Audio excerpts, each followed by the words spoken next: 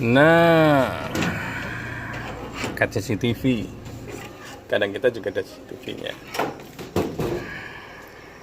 Ini Wak John tidak bisa berangkat karena sakit.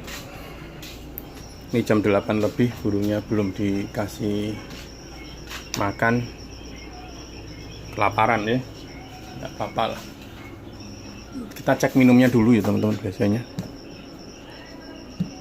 minumnya harus kita isi dulu.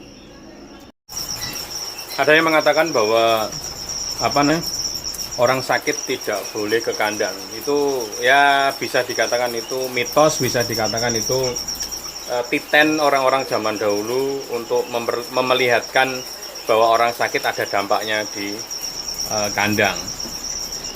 Saya akan mengulas beberapa mitos atau beberapa kepercayaan, keyakinan mengenai ini. Wah, ini sedang makan. Dan telur-telurnya ini banyak rusak dimakan tikus teman-teman. Jadi ini wabah tikus lagi menyerang lagi ini ya.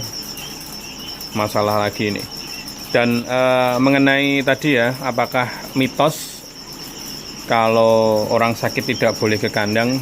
Ya bisa diyakini bisa enggak. Tapi kalau secara logika bisa dibenarkan juga. Kalau orang sakit pasti yang pertama dia akan bisa menularkan penyakit ke hewan, walaupun ada beberapa penyakit yang tidak akan bisa menular karena manusia dan unggas berbeda. Tapi bisa jadi itu terjadi. Itu penularan penyakit yang dari manusia. Lalu dari emosionalnya ya, orang yang sakit tentunya kecermatannya berbeda dengan orang yang sehat. Ketika ngasih makan tentunya tidak seagresif, tidak seperti yang pas pada waktu sehat. Jadi mungkin ada kelalaian dikarenakan kita sakit. Yang berikutnya, orang sakit itu membawa kalau kita lihat dari auranya, orang sakit itu berbeda dengan orang sehat, dan beberapa hewan mengerti hal itu. Ya, kemungkinan unggas itu ngerti. Dan orang-orang zaman dulu itu kayak gitu. Kalau biasanya orang peternaknya sakit, burungnya ikut-ikut sakit. Ya, bisa jadi karena masalah-masalah yang tadi kita sebutin. Nah, ini pagi teman-teman. Jadi yang paling penting cahaya ini loh.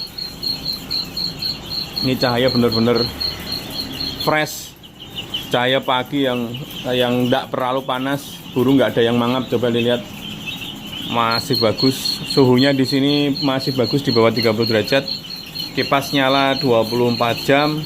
Kandang saya masih kosong semua yang DOB, baru menetaskan.